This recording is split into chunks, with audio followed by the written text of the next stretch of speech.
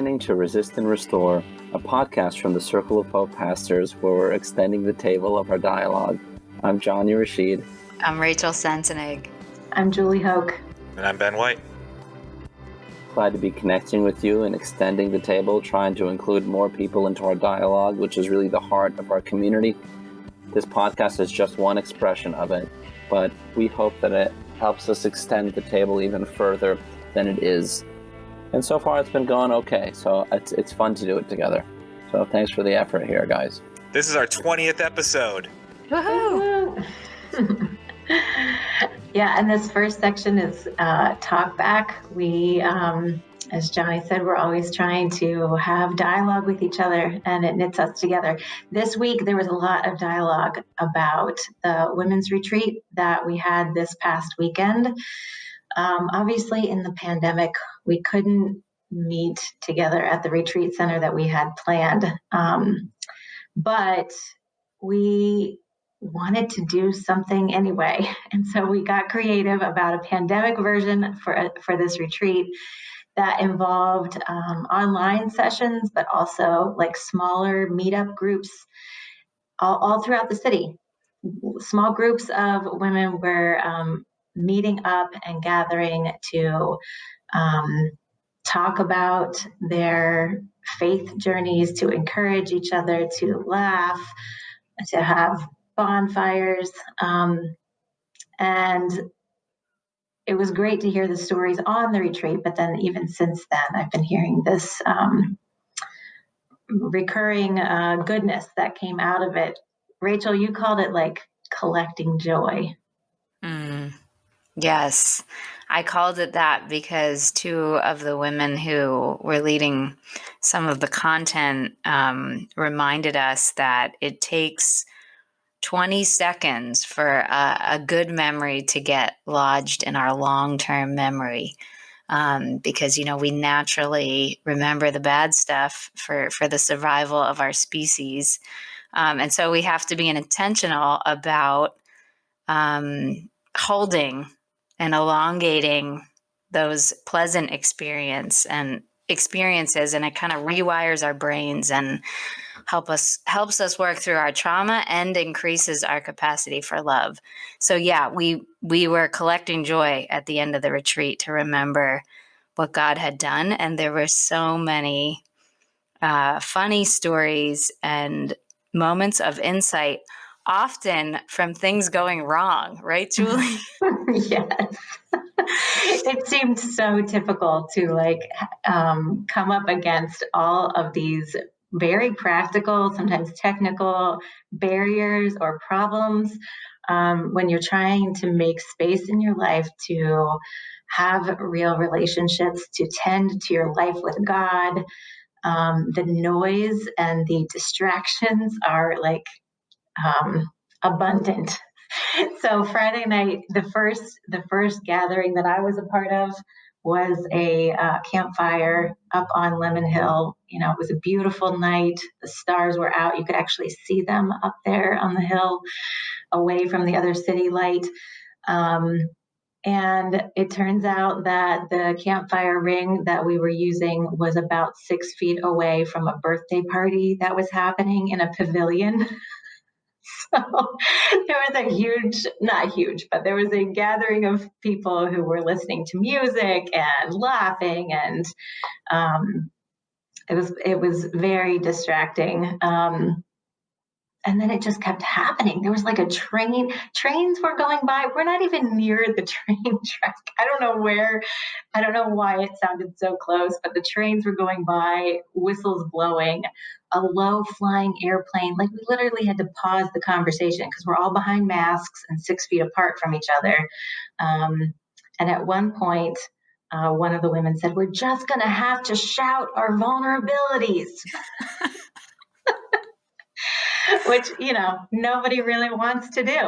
Mm-hmm. But we all wanted to be there. We all wanted to do this, and we're all craving connection, and we need the relationships in the community that help to fuel and sustain our faith. Mm-hmm. Mm-hmm. Well, it really helped us to chip away at the perfectionism we were talking about. and how that keeps us from knowing God and knowing ourselves when we hang on to these standards and this expectation of control. Even how perfectionism upholds white supremacy. And so we had this opportunity all weekend to kind of face that and let it go. Every time we were trying to have an event, whether online or in person, there was some kind of obstacle, some kind of change that we needed to do. Like when we some of us took a hike on Saturday, and we had trouble finding the trailhead. And so, those of us who got lost are like mad and irritated starting out on this prayer walk that's supposed to be contemplative. So it was just funny, like, okay, this is real life. And over we saw God. I saw God meeting us. And then we got to see God meeting us together as we were talking later. It was beautiful. Yeah. My friend Rebecca said, God is everywhere. She had an encounter with a bird that was had trash stuck on its neck and under its wing. And she tried to approach it to remove the trash. And it actually let her. At first it was afraid, but then it let her remove it. And she was reflecting on the story in community. And the women who she was with actually helped to elongate that story, and she saw such meaning in it, in the symbolism of how God is freeing us from all of the baggage that we're dragging around. Yeah. And sometimes we're scared of that moment of, we're even scared of our salvation. Like the bird tried to get away from her at first. And so it was a good picture of how we need to face down our own resistance sometimes to get what we need. Another thing that happened on the prayer walk was that someone was responding to the prompt about what they desired, and they were admitting to God that they really desired a spouse and a family. And in that moment, they came upon a wedding in the Wissahickon, and that was literally happening on the covered bridge, and it was blocking their path. And they had to wait there and watch it, and they just had this moment of wonder, okay, what does this mean? What is God saying to us here? So there were a lot of moments, I think, that gave us pause, and more shall be revealed later. It's worth hanging in to keep asking the question for the revelation. At one point, I was waiting to meet a group who was meeting up by the art museum, and there was a loud ice cream truck. And then a second one came and parked next to it, and they were competing ice cream truck songs. I was like, this is ridiculous. We're trying to retreat and make some silent space. But it ended up being amazing to meet up with those women. Another story that came out was from a small crew of women who went to the beach on Sunday morning early. And as I was a part of it, and as we were sitting there, somebody said, "Oh, look, there's a butterfly floating by," and then a little while later, another one. And I might have missed the fact that this was happening, except that my friend just pointed out, oh, wow, I think that this is the migration of the monarchs. And sure enough, then in the group, different people knew more about this. And it turns out monarchs migrate to Mexico every winter, and they rest at Cape May.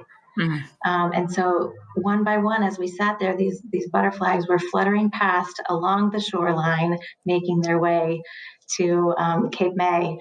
And it was so beautiful just to discover the journey of the monarchs together, and to recognize it was so symbolic of the whole weekend of this journey that we're trying to make together into our fullness, into the love of Christ. And so that we can then make essentially our journey out into the world as the beloved of God. And these monarchs make their way back up the coast every year. It's remarkable. Yeah, one of the women said later that she had come into the retreat thinking, her spiritual journey was pretty individual, but realized as she was in the migration of the Monarchs that she was being called into this movement of God with all these other people in Circle of Hope. I'm so glad you listened to our podcast. I love connecting with you, and I want more people to connect with us too. And if you do too, and you like the podcast, what I want you to do is give it a positive review wherever you listen to it. That'll help more people hear it. And if you want to help even more, you can share money with us. That'll help pay our pastors and also our communications manager. Go to circleofhope.net/sharing to do that. $5, $10, $20, $1,000, depending on, where you're coming from. All that would be good. But I also want to invite you into our community as well. We still worship online at circleofhope.net/online meeting at 5 o'clock on Sundays. This is an opportunity for you to get nourished and even engage in dialogue with our community in our live stream format. And if you want a more intimate connection, we have cells that are meeting in person outside now, but also still online. So if you're far away and you want to connect to a cell, our cell leaders will be glad to welcome you. You can go to circleofhope.net/cells to do that. And I also want to encourage you to pray along with us.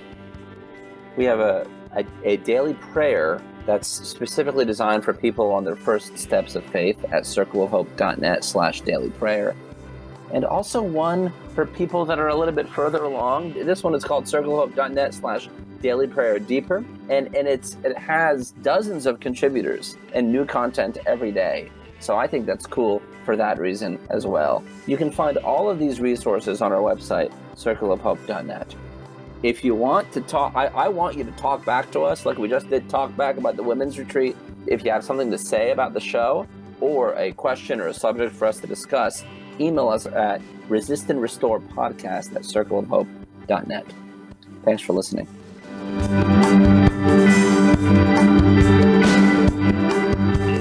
All right, so last week we asked you if you needed segment titles, and you don't. So this next segment is Untitled. Profound. Untitled, like this is artistic, like Untitled number 4. Untitled number 20, that's what we're going to call this, okay? You can tell what era Ben was listening to new music because there was a lot of things like that in the early 2000s, I feel like. That was pretty common. Like tracks on albums that were untitled? Yeah. No. Post-modernity is an amazing thing. I'm talking about art. I'm cooler than CDs in the early 2000s, okay? You guys even know, does the listening audience even know what a CD is, depending on your age? Everyone knows what a CD is. I listen to tapes. Tapes are cool. This little nostalgia bender on music is perfect for what I'm going to ask y'all, because I want to ask you about what you were doing before you were a pastor. Someone wrote into us and asked this question. Circle of Hope. Resist and Restore podcast at circleofhope.net. They wrote us this, and so we're talking about it because we love them that much, and we love being talked to. What's the point of extending our dialogue if you're not talking? So Absolutely. every time you talk, we're talking back. Love you, person that wrote this. So, what were y'all doing? What were you doing before you became a pastor, Rachel? I was a social worker. I got my master's in social work from Temple. And I loved it. I worked in the HIV community in Center City for 12 years. The only thing that I didn't like was the short-term solution-focused therapy that we had to do that kind of limited the relationship that we could have. And, of course, it makes sense. With insurance companies, it makes a lot of sense in social work. But that was one of the big perks in becoming a pastor, was that I still use a lot of those skills for listening and joining with people. But I love now that I can walk with people for an unlimited number of years, that there's not kind of those necessary boundaries in social work. We don't need them so much in this family that we're creating. So I like being able to walk with people long term as a Yeah. pastor. Yeah, no billable hours as a pastor. Mm-hmm. Do you think there was any advantage to doing kind of short-term symptom-based therapy? And do you ever use that now? Or are you proposing a revolution to social work in general? No, I think there's some merit to that, especially with certain models like cognitive behavioral therapy. It's good to have goals and to get to them in therapy. So there's definitely some merit to that. Thanks, Rachel. Julie, you were a social worker too. Where were you working? Well, most recently, before I became a pastor, I was working in hospice, but the majority of my work prior to that was with families, women and children who were in transitional housing, who had been homeless, but were living in transitional housing, working towards permanency somewhere. And how long did you do that? For over 10 years.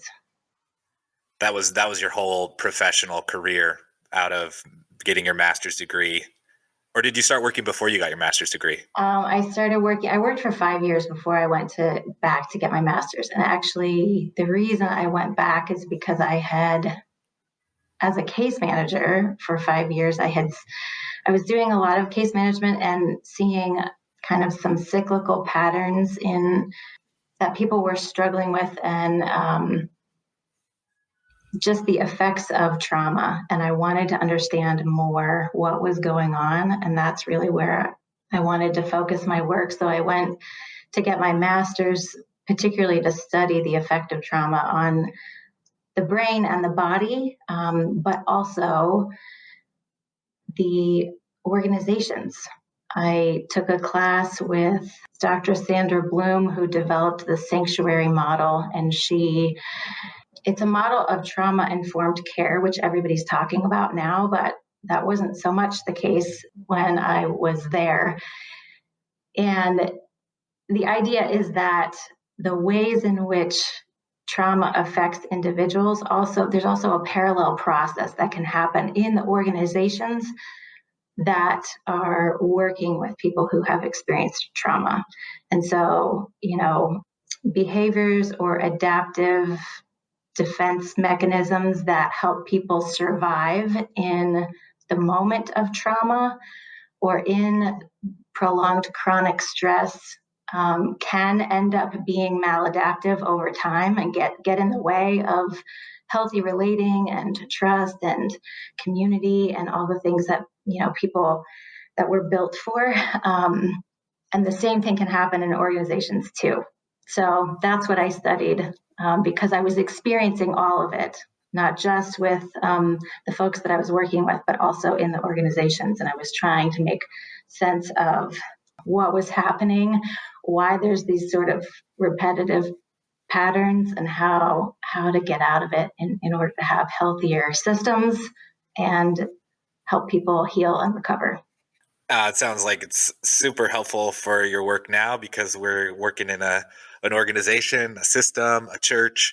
I love all of the words that y'all were dropping. I'm sure that the MSWs caught all of them and were like, yeah, I know what they're talking about. But if you didn't, that's okay. These people are very learned. And if you are a little lost, we've got time, come talk to us. we can geek out about all this stuff. Johnny likes to geek out on other stuff though. What was your history before you were a pastor, Johnny? Well, speaking of history, I was a history teacher, high school history teacher, in Philadelphia for 2 years at 2 different schools. And those were really meaningful, difficult years for me. Being a public teacher is really hard. I would say it's generally an underappreciated, ignored profession. Totally. But teachers really keep communities together in significant ways. It was amazing to me to think about that I was one of the most consistent for a lot of my kids, adults in their lives. And so now we're teaching history, but we're also kind of living in it too. Teaching African American history to classroom of Black students is really interesting. I remember very meaningfully this moment that happened. And I cherish it. I was at a 98% black school in North Philly. It was the 2008-2009 school year. What happened in January of 2008? We inaugurated the first black president. And I got to experience something that I almost didn't feel like I was like supposed to experience or be there for, because I was watching, and our staff was mainly black too. These women see for the first time that this achievement could happen. We could actually get a black president. And, you know, I've written a lot about civil religion and my problems with the American political system, but all of that aside, just experiencing that is really meaningful to me. Having the influence and the time with brown and black kids for as long as I did, and I student taught at Frankfurt, was really just a wonderful experience. And it also taught me the importance of the public good, you know, the actually having a project where we can do something together and make things better is really cool. I want to list something else that I was engaged in before being a pastor. I studied journalism at Temple. I also education at Temple, just like Rachel, Temple, TU, Woohoo. cherry and white. Go Owls. And I live right in the Temple neighborhood now. Love Temple. Anyway, so I wrote for some student papers, and writing that's kind of where I got into writing. Although I was blogging since like middle school, I feel like. So there's always that kind of creative outlet for me. And Zanga? I had a Zanga, yeah. Yes.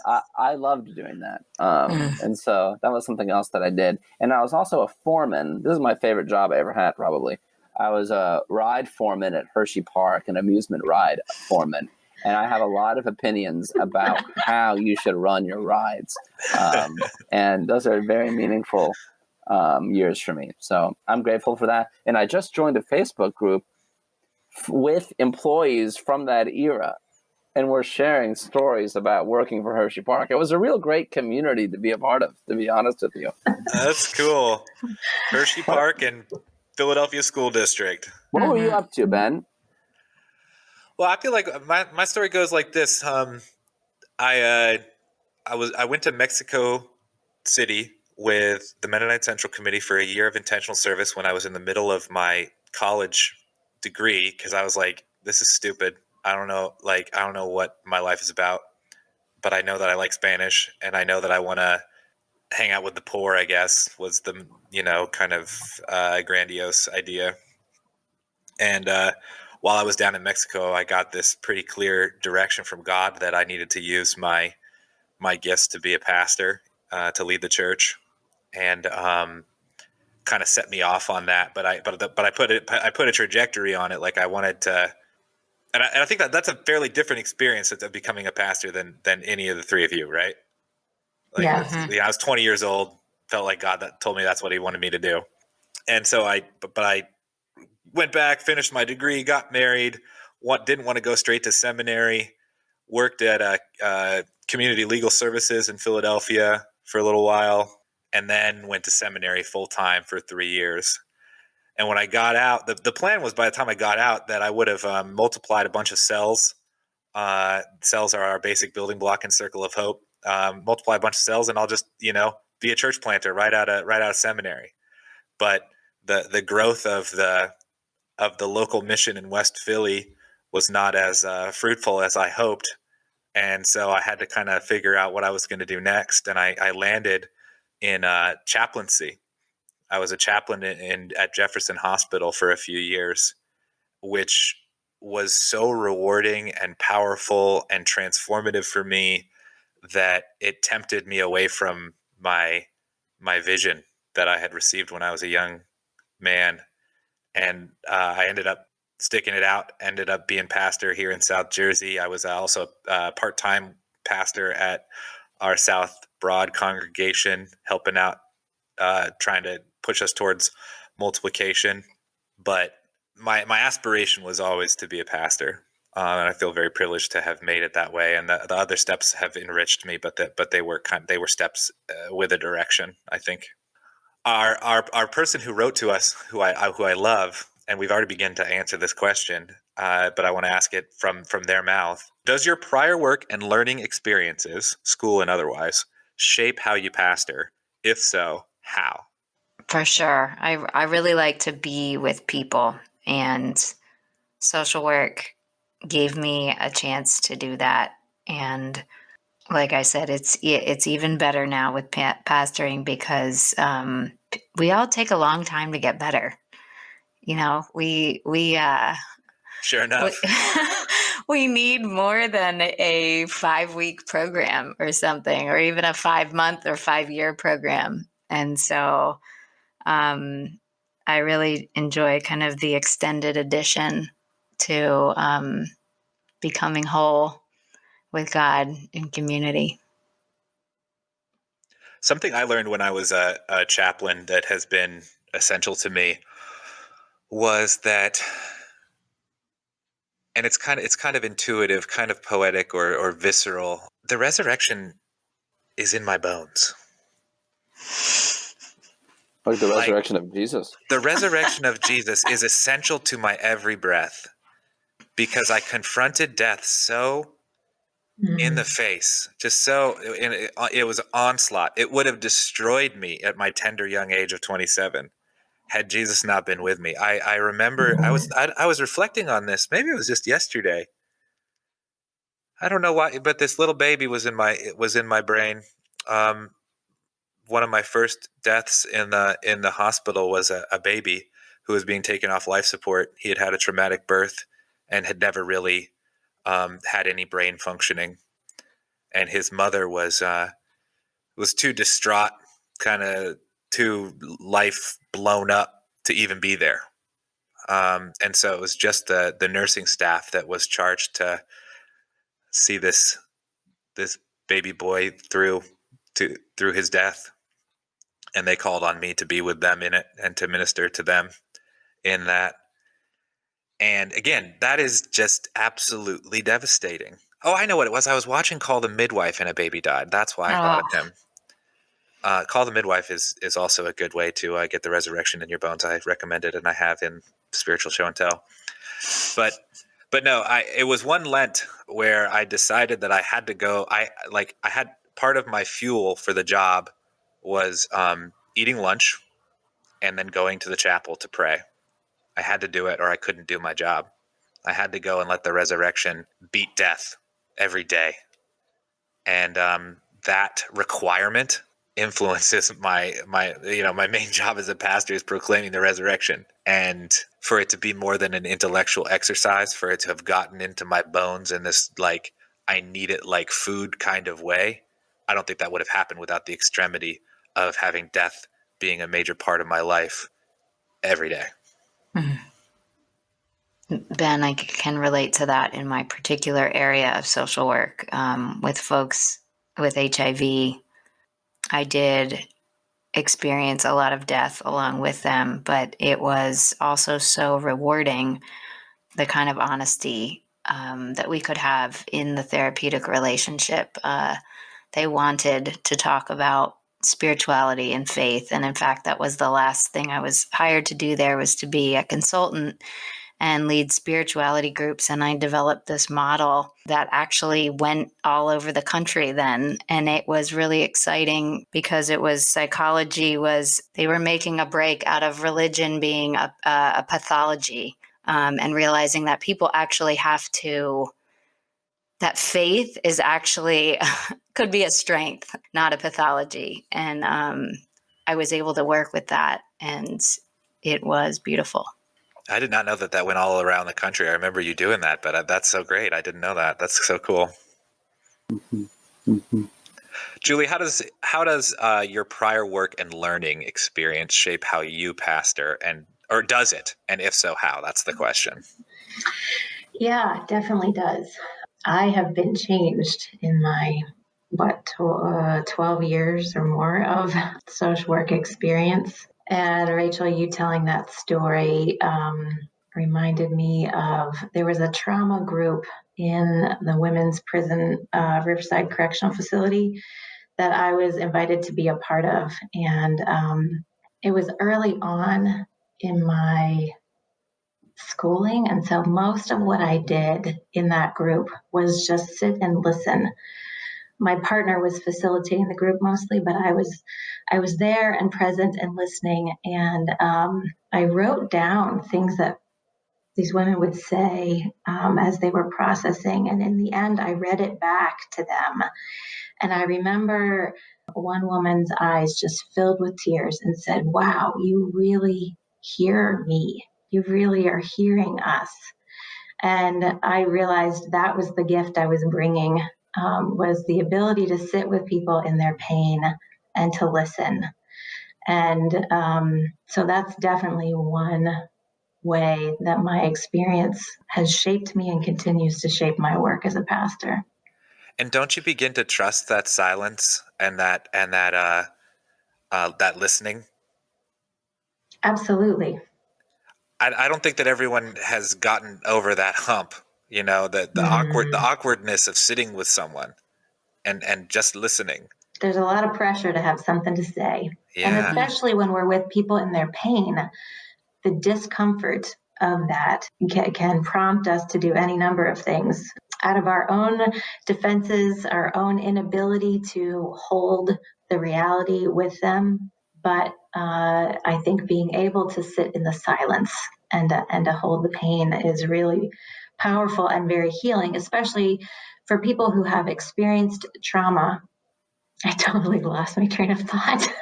It's something I wanted to add to that, but I don't remember. That's a good place to land, though, is that especially people who've experienced trauma, the power of listening and giving that space and not having the emotional energy be about me and how I need to defend myself from these bad feelings that you're making me feel because I have my own trauma. I know what it was. The other thing I was going to say was about just being defensive less, I guess. Is that a word? Not being defensive. You know, when you're met with people's pain and anger and distrust and all of that stuff that comes up, being able to ask the question, maybe not literally, but to carry the question with me of what happened to them versus assuming that something's wrong with people or is that, that people need to, that there's some diagnostic. Yeah. Rather than trying to categorize people or assume something's wrong with them, asking the question, what happened, and being open to relating to them where they're at in the moment, and in order to build some trust and to get to a space where you can hold their pain with them and see them for who they are. That's essential in this process of healing, and essential, I think, in pastoring.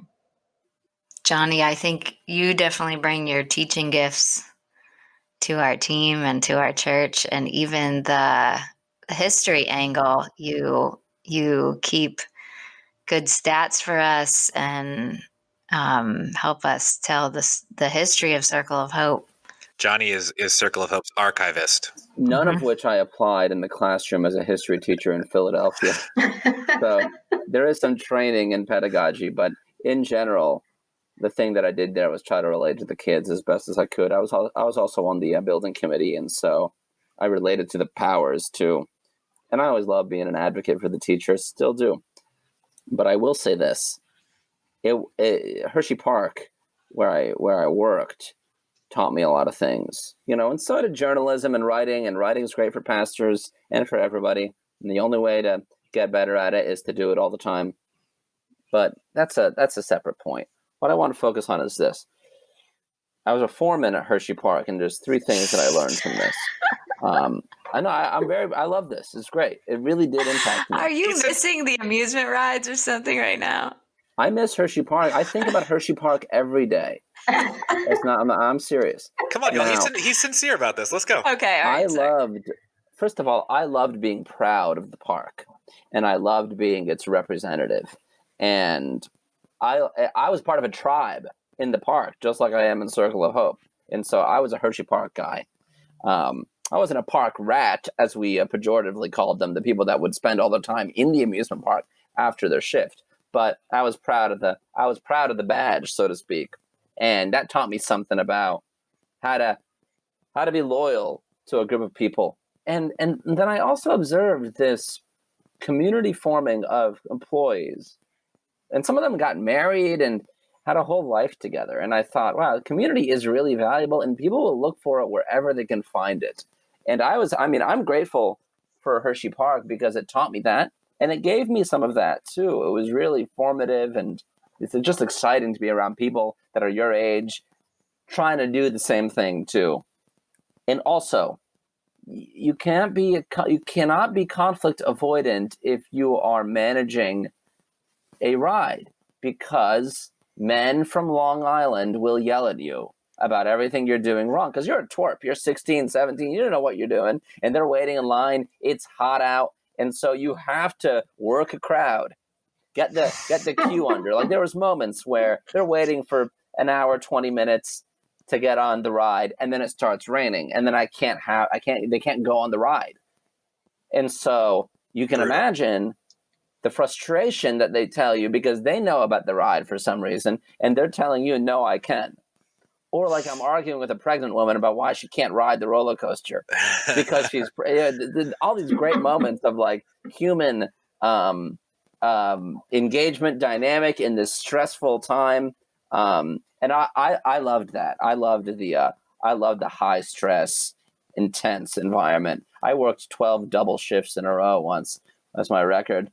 So for 12 days in a row, every hour Hershey Park was open, I was there. And that gave me a lot of gumption. I can do stuff. And maybe that expresses itself as a pastor. Like, yeah, you can get through difficult times. You can talk to a room full of angry guests because it started raining, or the ride broke down. Or one time the ride broke down on the roller coaster lift, and then it started pouring rain. And so the ride was also supposed to be shut down. And so the guests are on the roller coaster on the 124-foot lift while it's thundering. Dangerous situation, as you can imagine, because it's a lightning beam. It's a lightning rod, right? Yeah. So my boss at the time says, all right, Johnny, go up there and climb up the rickety stairs and go comfort the guests. So I went up there and I was a pastor to the guests as I was talking to them. And I was going to wear my poncho because it was pouring rain. And he says to me, no, they don't have raincoats, so you can't either. And so that's good leadership from your boss right there. He eventually did apologize for being mean, but I thought it was good too. I'm trying to empathize with the guests. So that kind of customer service experience, I think, is helpful, to be honest with you. You're reminding me of my days when I was a tour guide greeter for the tour buses that came up to the music theater. I was the one that would get on the bus and take the microphone and welcome everybody and guide them into the theater. I don't know that I drew that many life lessons from it that you did from Hershey Park, but yeah, my first job was at a real estate agency. When I was 16 years old, I got the job for a summer job, like in University City. They just had to show a ton of apartments because tons of people were moving into the neighborhood every summer. And so they would hire a short-term worker, and they hired me. And the expectation was that I would get my license so that I could drive people around. So like for the first 2 weeks, I rode around on my bike to show people apartments. And then I got my license so that I could drive people around and show them the apartments. And what that taught me was how to kind of get thrown into a situation, like just roll with it. I learned early to be in over my head. And that's what being I think that's probably a good place for a pastor to feel. Otherwise, you're not in deep enough water. But we don't always get to choose the depth of our swimming. But Jesus is with us in it, so it'll be okay, I guess. But just the feel of being in over my head is something I've been accustomed to from Jump Street as a professional. My first job, Ben, I was not in over my head, but it was sorting worms. I had to separate the mealy worms from the night crawlers and put them in the boxes for the fishermen at our boat rental. And I miss that. I miss getting my hands in the dirt all day long like that. Did you ever eat a mealworm? No, it's gross. I think people do that. If you fried it up though and put it on a homemade bun, I might eat it. Well, we could draw all kinds of revelations from storytelling from our past, and I think I hope that's an encouragement to all of y'all. If there was one takeaway from our little storytelling about where we were coming from before we were pastors, I hope that it's you can be a pastor too. I hope that if God is calling you, no matter where you're coming from, no matter what your education is, although we're all pretty educated right now, you don't have to be there. And you might have the gift to be a pastor, and Circle of Hope is set up for you to do that, like in leading a cell or in, eventually. That's one thing that we all have in common too. In the church, Absolutely. we were all coordinators of cells and cell leaders. That's how we became pastors. Really, it wasn't our MSWs or our MDivs. Johnny got his MDiv after he became a pastor. It was the work of the church becoming a cell leader coordinator, which is kind of like the elders of Circle of Hope, leading a movement of transformation. That's how people become pastors in Circle of Hope, and that's our preferred way of doing it. Can you imagine having to hire someone from like a resume? We might have to do that someday, but I hope not. Mm-hmm. So it's really good to be talking with y'all. You're great pastors, and God has equipped you well to do the work that he's given us to do. So blessings to all of you. Oh, this isn't the end of the podcast yet, y'all. There's one more segment.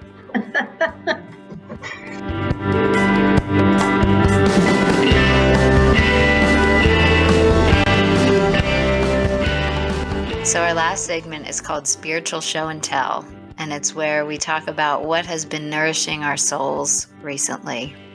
So let's start with Johnny. What's been nourishing your soul this week, Johnny? Well, it's been nice to talk about my experience as a pastor, and before that, the end of September marked 10 years for me being a pastor. Woot.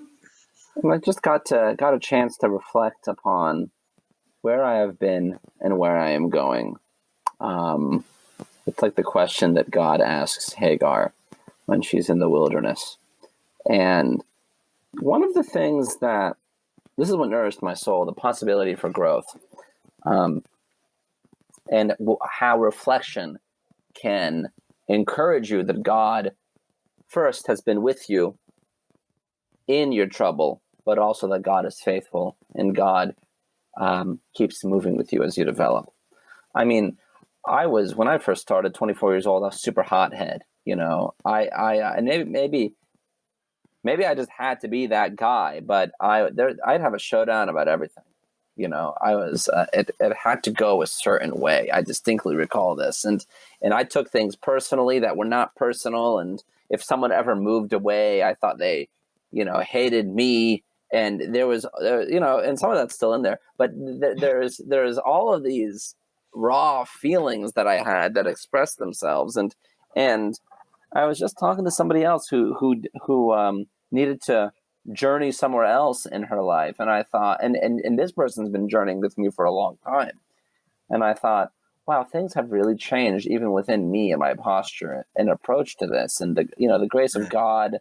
And even if I can say it, the wisdom that I've collected over the last 10 years express themselves as current circumstances contrast from past circumstances. So that's definitely that process of reflection, which I encourage to you, and you can just do it now, nourishes my soul, remembering where I was and remembering where I am now. One more story about this. I know I'm going too long, but Sorry, keep going. Someone asked me, how did you get to this place of being a Christian, and kind of a radical Christian, trying to really engage people in Jesus's world redemption project? And I grew up in a conservative area, and kind of a racist area, I think I can say. And that is not a great place for someone like me to grow faith. The reason I did is because I found Christian artists who were kind of doing something similar with me. And so it was the first time that I put it together, and I thought, I think Five Iron Frenzy actually helped me keep my faith in high school. Like, I think that's what did it, until I found Circle of Hope, where I met like 100 five iron like people, you know. Like, there was a moment where like I thought, oh, these people actually helped me. Like, I don't know if I could have done it without it, because they were thoroughly Christian, but also not hypocritical, or they even sang about Christian hypocrisy. That was really compelling to me as a kid. And that was just, I thought to myself for the first time today, or the other day, oh, God was with me then too. This happened. So there was some faithfulness there. And I just encourage you to look back at your life and see, if you can't see where God has been and where God is growing you. That process this has been a reflective season for me, and that has nourished my soul. Yo, is Five Iron Frenzy a contemporary of Third Day? Are they the same? Oh yeah, definitely. Era? Yeah. I didn't grow up in Christian culture. I grew up in Circle of Hope, and we were always kind of bucking it. But some stuff got in, like this Third Day song that came to my mind when I was at the highest point in New Jersey yesterday. Which is called creatively High Point, High Point State Park, the highest elevation in New Jersey, which is about 17 feet.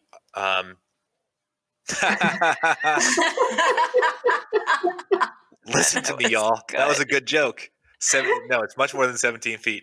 But it's high. It's high enough that you can look out across the whole landscape, because you're at the highest point. Obviously, I mean, there aren't mountains everywhere at all in New Jersey. There's barely any, and this one wouldn't qualify.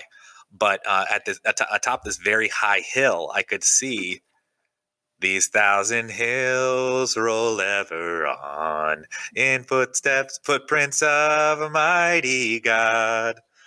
It brings me to my knees in praise. Amazing love, amazing grace. That made it into the Circle of Hope music table, our compendium, and it was in my.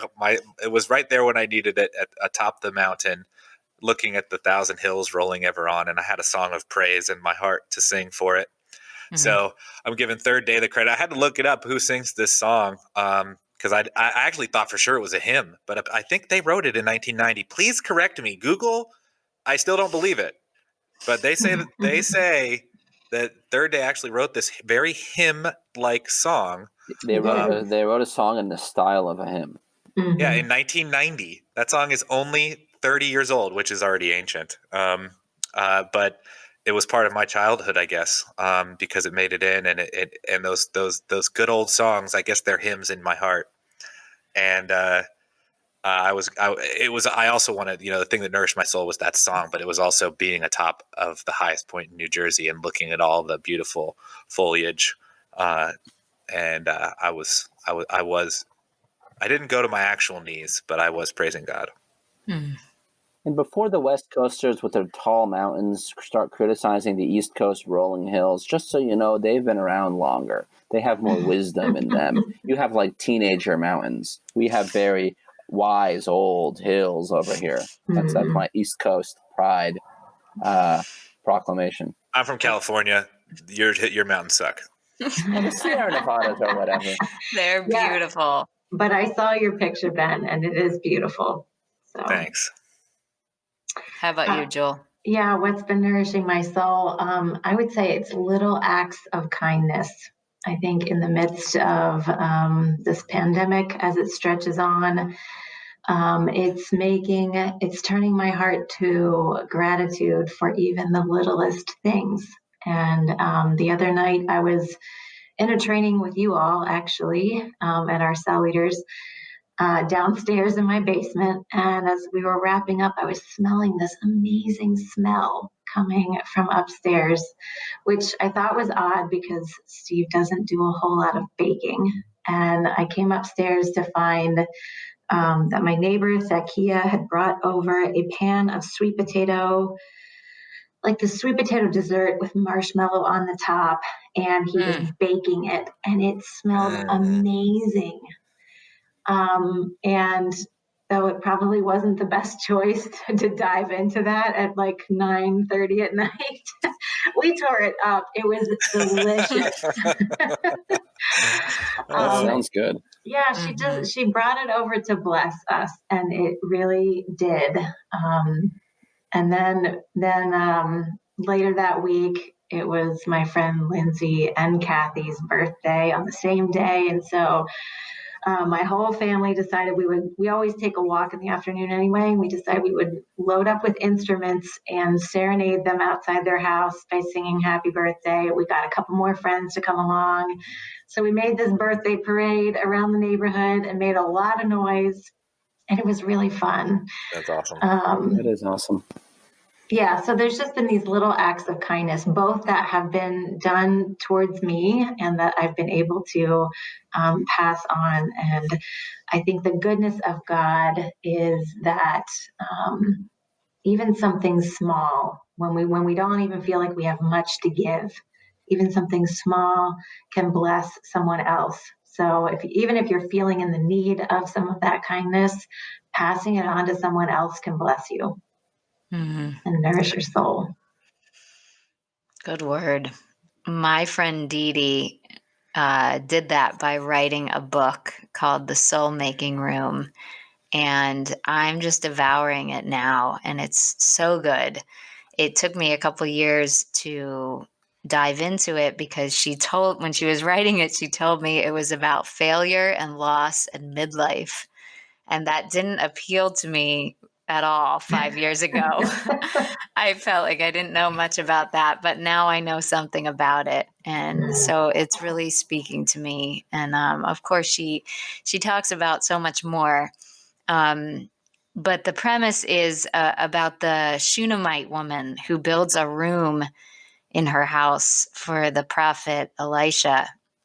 And it's all about how this simple act of hospitality totally changes her life. And of course, it changes the prophet's life too. But she gets a son and he comes back to life, and it's a whole thing with God. And it's just really encouraging me to make more room, especially when I feel anxious or dissatisfied, to know that I can make space. There's this special little room in my house even where I go to sit, and I can let God help me sort that out. And there's something beyond that's going to happen that I don't know yet, that is forming me. So she's giving me hope of that. That's The Soulmaking Room by Dee Dee Risher. Mm-hmm. Check it out. It'll be in the show notes.